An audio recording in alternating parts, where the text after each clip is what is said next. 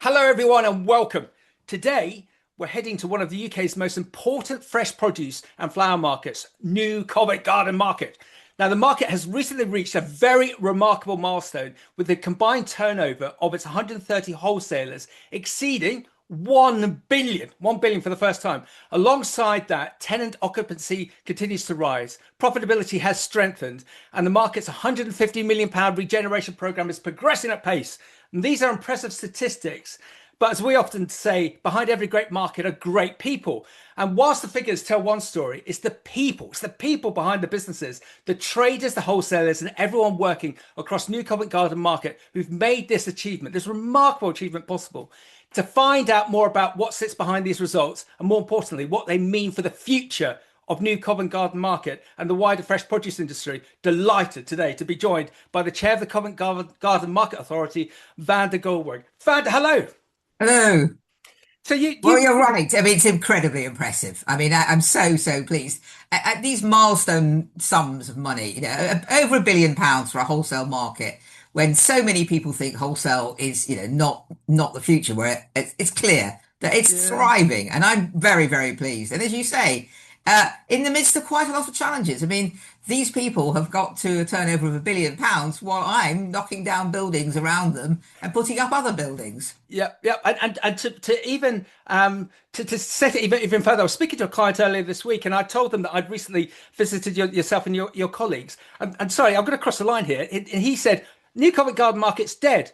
Max, it's dead. What's the point of it? The next day, these articles then came out about you hitting 1 billion. I sent that article to this client, and he said, Max, I need to apologize. I, Yes. I haven't visited the market in 10 years. I am now going to go visit the market. I'm missing something here. Yes, So, no, so I agree, and I forgive him or her. So what's fascinating is that you always get these things, and people say, "Oh, future's dead." I used to work in travel business, and they'd say, "Travel agents, they're dead." Well, actually, travel agents are thriving at the moment in a different way.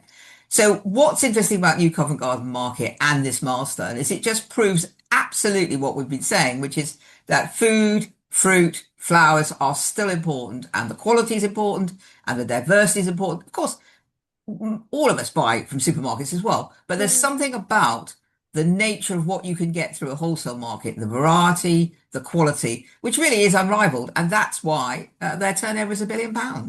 So, Vanda, tell us what do you think has been the key to that resilience and this continued success? What's the magic dust? Well, I think first of all, most of the businesses in New Covent Garden Market are actually very entrepreneurial businesses. I mean, people always talk about them being third and fourth generation, but they're third and fourth generation of entrepreneurs. But we Yep, also love have it. a good level now of new entrants who are creating new businesses and different models. So there must have been a time when almost every piece of trade was done by someone physically coming to the market, walking along the stalls and saying, "I'll buy some of that, I'll buy some of that." And that still happens. And I'm really pleased that that still happens. But also, quite a lot of the business that goes through New Covent Garden Market, I come, I look at your produce, I think, well, that's excellent. I order some, you deliver it, you order some more. I don't have to come and see you every day, but what I Yeah, well do done. have to get is exactly the same quality, whether I physically visited you or not. So the market is beginning to move being partly physical, come and see, and Yeah. partly online and digital. And that's what's important to me. What done? It's evolution, not Yes, revolution, isn't it? that's right.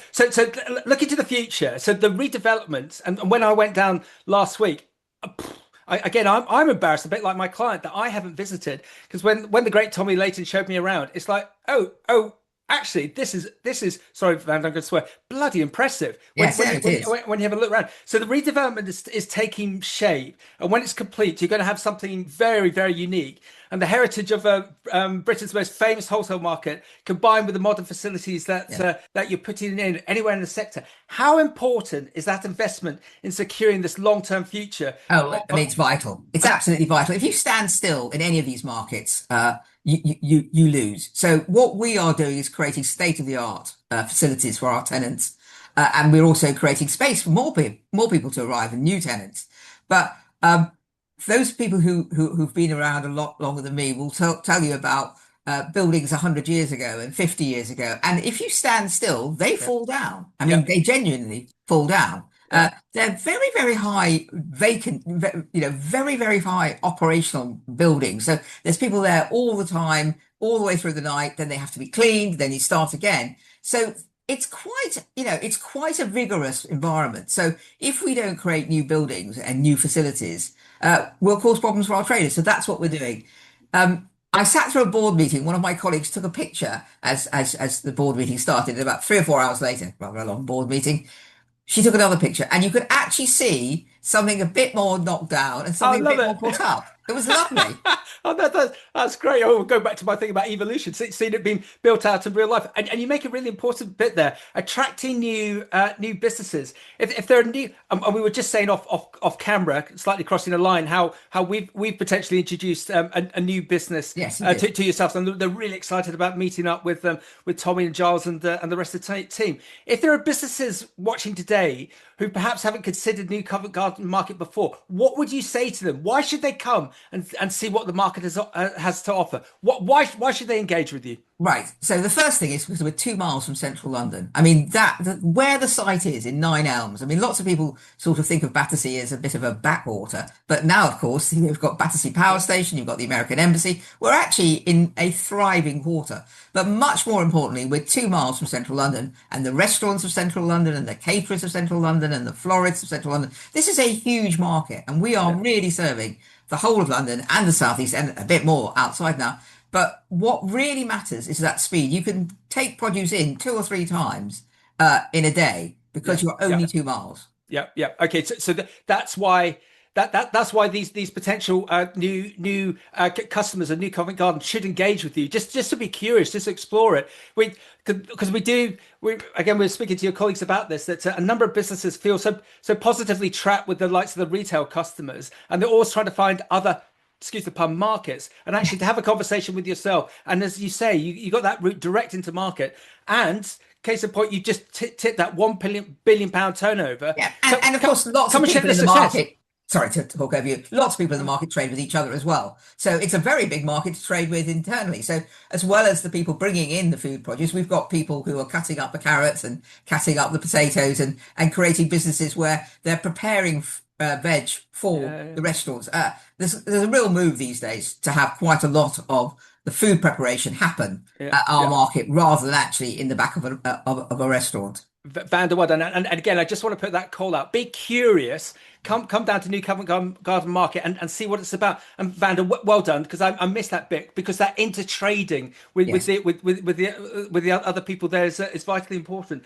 So the people behind the market, I always end up picking on the ball bearing sector, but the people in ball bearings, they do a fantastic job. But I'm obviously, like you, very biased towards fresh produce, horticultural flowers, because everyone is doing so much good. During my visit, it became clear that this isn't simply about fruit and the veg and the flowers. It's about the people behind the businesses. How important are those people to the success of the market? And do you think that perhaps they deserve better recognition for what they Oh, do for London? yes, yeah, absolutely. And I walk around the market, and I walked into the flower market the other day, and I talked to somebody who was buying quite a lot of goods and services. And I said, "Well, why are you here?" And she does very, very high end weddings. And I said, "What? So why us?" And she said, "Because you get some bride who says, 'I want X color or Y color,' and it's completely the wrong time of year. And you come to the flower market, and there will be people there who know how they can source that. Yeah, It's the brilliant. expertise, and it's the expertise in some cases over many generations. I mean, for our market, we've got people who are fourth and fifth generation. Yeah, yeah, yeah. So Vanda, thank you. And just to wrap up, to challenge you with quite an interesting question, because we can't be complacent. It's great that you've hit this 1 billion. The better businesses I come across are those that are worried, and because they're worried, they're looking to make themselves future proof. Yes. They're looking to find other ways to succeed. If we were sitting here again, as we will be in 5 years' time, what does success look like for New Covent Garden Market? What would you most like people to be saying about the market and its role within the fresh produce and flower sectors in 5 years' time? Oh, what a question. What do you think? Yeah. Well, I think I wanted to say it was thriving. I also wanted them to say it's no longer a building site, because that's, I think, quite important. But I also want people to say, if you need this sort of goods or services, that's where you go. And it's not the sort of, there's some brilliant businesses in the United Kingdom producing absolutely absolutely identical food for supermarkets because that's what they want. Regular size, regular packaging within 2 grams. What I hope they would say is if you want the quality and the variety, you go to New Covent Garden Market. Oh, boom. Oh, wow. How do we end this? Okay, here's the really testing question. Vanda, what is your favorite fresh produce and what is your favorite flour? Right. Favorite. They're both yellow for some reason. My favorite fresh produce is banana. I eat bananas almost every day. And I'm afraid I'm a sunflower girl. Oh, well done. Oh, that's lovely, isn't it? The sunflowers, the bananas. Vanda, thank you very much. Congratulations to you and your team for hitting this £1 billion turnover. Let's put this house in call out again. Be curious. Come and see Vanda and Oh, absolutely. and the rest of the We're team. always delighted to have people come round. Vanda, thank you very much for your time and well done on the success. And we look forward to the next 5 years of further success. Thanks very much.